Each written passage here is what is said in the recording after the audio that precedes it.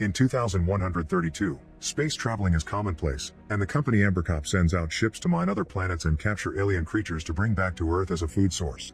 There's a legend that talks about white space, a place where supposedly a person can get cleansed of all their impurities.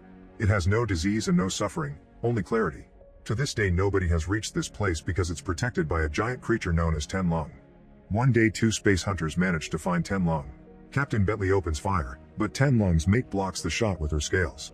Hawthorne comes out wearing a special suit and aims at the mate's weak spot on her neck, managing to kill her. This enrages Tenlong, who starts chasing after Hawthorne while Bentley gets ready to attack again. However, his shot misses and he loses control of the ship as a bright light suddenly shines behind him. Then Tenlong attacks the ship, blowing it up and killing Bentley. 24 years later, Lynn lands her bike outside a restaurant but can't go inside because there's a guard at the door.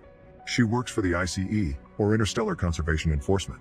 Inside the building, Bentley's son Richard is having a meeting with a shady businessman, who keeps a creature known as Crazy Bug inside a glass. This man has a map with all the locations where Tenlong has been seen through the years and offers a juicy reward for the creature's body. At that moment the guard comes in to tell them they're being watched by the ICE and the businessman thinks Richard has set them up. The guard grabs Richard by the neck and the businessman tries to insert the bug in his ear, but Richard knocks it off his hand. Then he grabs a fork and gets the guard off by stabbing him. Another guard comes after him and manages to kick him, but he knocks her out with a vase. The businessman breaks a chair on Richard's back and hits him a few times until Richard tackles him down. They land on a table and Richard starts beating the businessman up, who breaks a bottle and tries to stab him with it. Seeing the bug nearby, Richard pushes the man's face down and the bug enters through his nose, keeping him down by causing great pain. A third guard tries opening fire but now Richard can just grab the map and leave. Seeing this, Lynn leaves as well. 3 months later Lynn is getting ready to work undercover in the Essex spaceship. Her agent records have been wiped clean, and now she must pretend to be a mining and fishing escort with a supply order. After she leaves, her co-workers discuss Lynn's belief that she'll be cured by the white space. Moments later Lynn boards the Essex and meets the captain, who happens to be Richard. His brother Owen gives her a tour of the ship and introduces her to all the crew including the cook Batali, who tells Lynn to stay away from her boyfriend Harpo. In the kitchen there's an old cryopod that is now used as a fridge. A now old Hawthorne is also part of the crew and he became a drunkard after losing Bentley. Afterward Lynn stays in her room and works with her own personal computer. Her profile appears first, revealing she has a tumor and only 6 months to live. Next she checks the intel her boss sent her and learns every single crew member has a criminal past, so she must be careful. Sometime later Hawthorne, Harpo, and Owen put on the special suits and go out to hunt some creatures known as clickers. Lynn asks questions during the whole process, which Richard finds weird because fishing escorts should know these things. The trio waves a rock that the clickers love and the small ones immediately follow it into the container. The big clicker refuses to go in and floats away when the men shoot it. Owen breaks formation and flies after it, ignoring the scolding from the others. The big clicker enters an asteroid and Owen takes a different tunnel to meet it ahead, but at that moment a white light shines very brightly for a few seconds and knocks him out. Soon something very big appears on the radar, so Harpo and Hawthorne hurry to push the container into the ship. Richard shoots a harpoon that connects to the asteroid so when Owen wakes up he can hold onto it. As he moves around, he accidentally hits his head and he starts moving slowly. To his surprise Tenlong appears nearby, so Owen shoots a tracker that gets stuck on the beast's scales. The whole crew watches the beast fly away before reeling Owen back into the ship.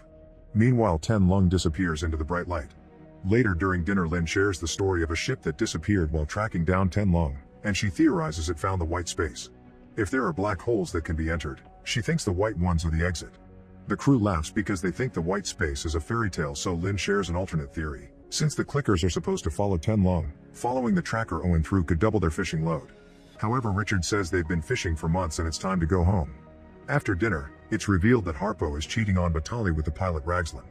Once they're done Harpo goes to see Richard, saying he would like to go for the extra fishing Lynn mentioned because he needs the money.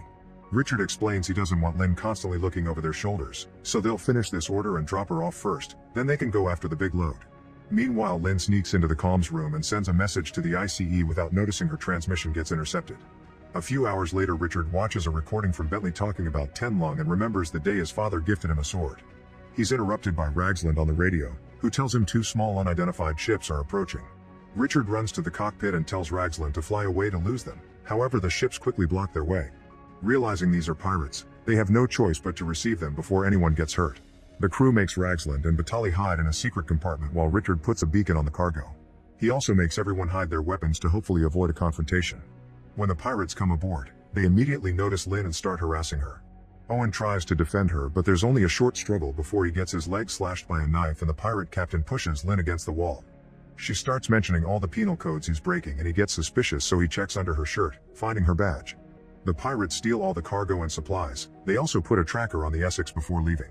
The crew angrily scolds Lynn because they realized her reports must have gotten the pirates' attention, and a furious Richard orders Harpo to lock her up in her room. Afterward, the crew discusses what to do since they only have 2 small bags of food left. The chances of finishing the fishing order are low without supplies, but they can't return empty-handed. Richard proposes following Lynn's idea and going after Ten Lung, whose head would get them enough money for early retirement.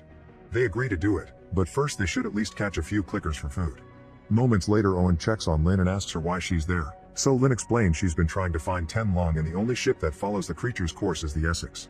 This makes Owen realize that Richard has been following Ten Lung all along and goes to confront him, causing Richard to admit he wants revenge for their father. Owen is furious because he feels Richard is using the crew for his personal quest and nobody consented to this. Suddenly, the ship's front window is hit by a substance known as ambergris, which is very valuable. Richard thinks that Ten Lung is leaving a trail, but Owen calls it bait. In the meantime, Harpo and Raglan get dirty again.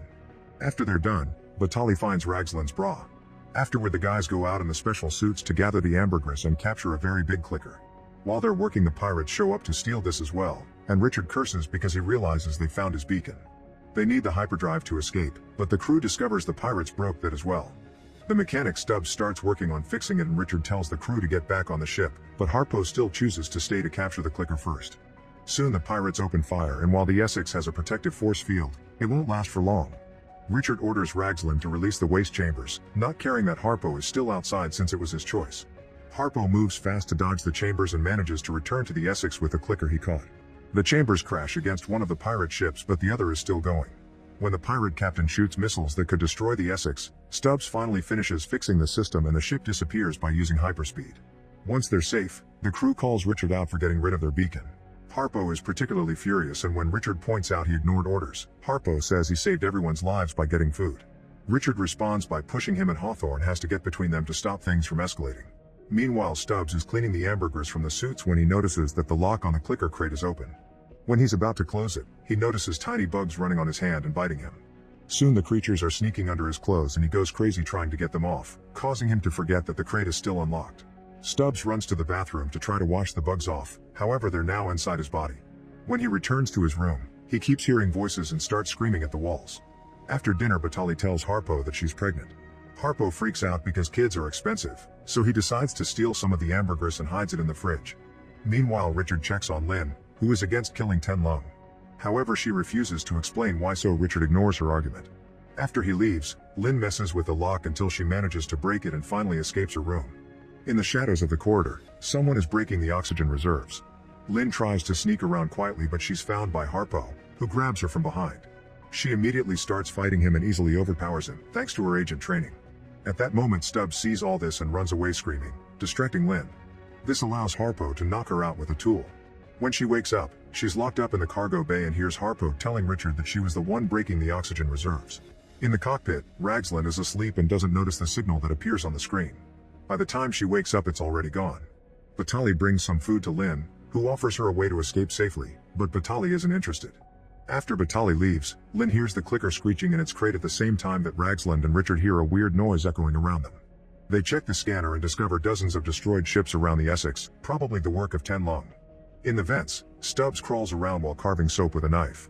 Sometime later, Richard tells Hawthorne it was Harpo who tampered with the oxygen. Hawthorne points out sometimes people do crazy things if they're desperate, implying that Richard may have let the pirates rob them on purpose as part of his plan to catch Ten Lung. Richard ignores the implication and mentions Stubbs has to fix the oxygen, but nobody can find him. In the cargo bay, the clicker has escaped the crate and is trying to attack Lynn, who keeps throwing boxes to slow it down while yelling for help.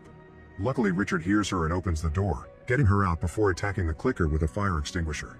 This does nothing and the clicker comes out to start chasing the duo down the corridor. Hitting it with the extinguisher is also ineffective, so Richard and Lynn run away and hide in the airlock. The clicker is fast enough to catch up to them and grabs Lynn's leg, but at that moment Richard releases a crate that lands on top of the clicker, crushing it to death. Afterward, Owen refuses to lock Lynn up again and Richard tells him she'll be his responsibility. An argument ensues and Owen accuses Richard of being as bad as their father, who abandoned the family to go looking for Ten Lung.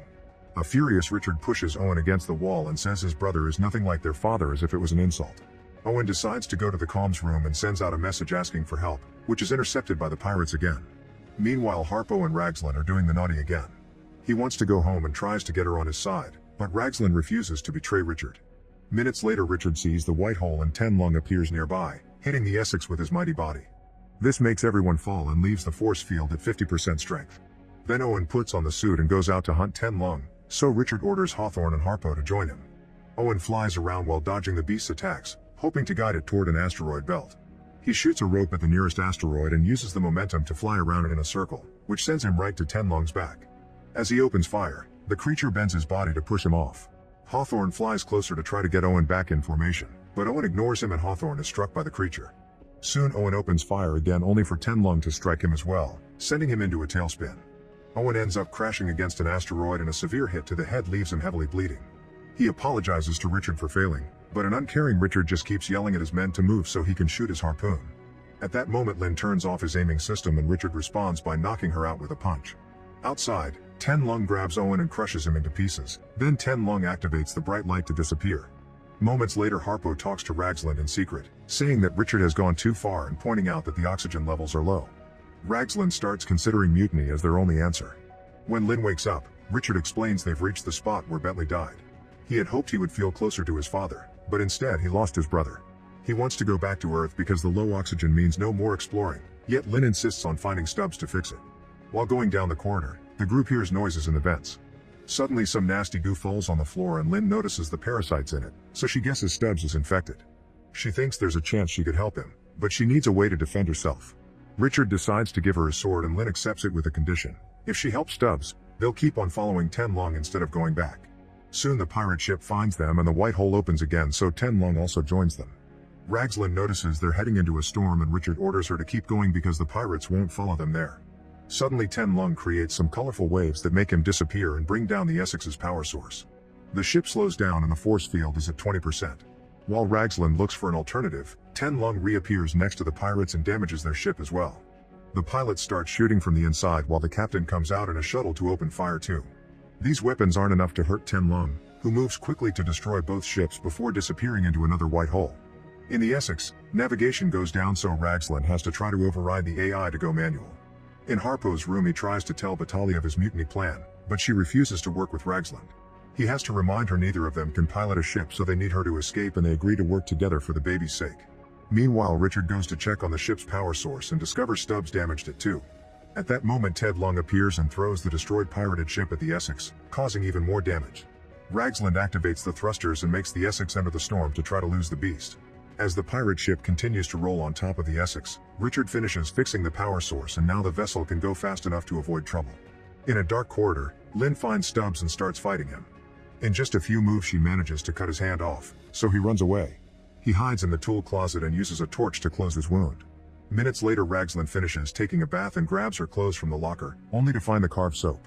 Suddenly Stubbs pushes her against the lockers and stabs her with a knife. Then he goes to the kitchen to try to attack Batali, who defends herself with a pot. Unfortunately he quickly recovers and corners Batali, who tells him about the baby.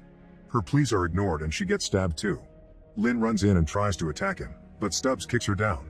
Batali uses the distraction to hit him with the pot, and when he turns around, Lynn decapitates him with a sword. At the same time Batali falls dead. In the cockpit Richard and Hawthorne find Ten Long's signal again, so Richard runs to get in a suit to go out, which saves him from Harpo's plan to attack him. Once outside, Richard opens fire to get Ten Long's attention and now the creature is chasing after him. He flies near the ship and Hawthorne has a clear view to shoot the harpoon, which perfectly locks Ten Long down. Unfortunately the ship's systems are still failing and the AI raises the alarm, telling the crew to evacuate. Hawthorne tries to reach the escape pod but he's blocked by Harpo, who wants the pod to escape with his girlfriend. A fight ensues and Hawthorne shows impressive moves for his age, but Harpo is still stronger and beats him up. When Harpo is about to kill him, Hawthorne presses a button to activate his suit, which fires a harpoon that instantly kills Harpo. Meanwhile Ten Long keeps chasing after Richard by flying around the Essex, causing more damage every time his body comes too close to the ship. Richard insists on trying to kill him, but Ten Long eventually catches him and crushes him.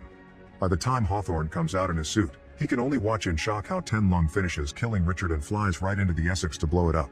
Remembering that the fridge used to be a cryopod, Lynn hides inside it and activates the freezing sequence. The pod is expelled from the Essex and a sleeping Lynn is thrown right into the white hole that Ten Long opens to leave. At the same time, a rescue ship arrives thanks to Owen's SOS message and rescues Hawthorne. Make sure to subscribe and turn on notifications so you can watch more videos like this. Thanks for watching.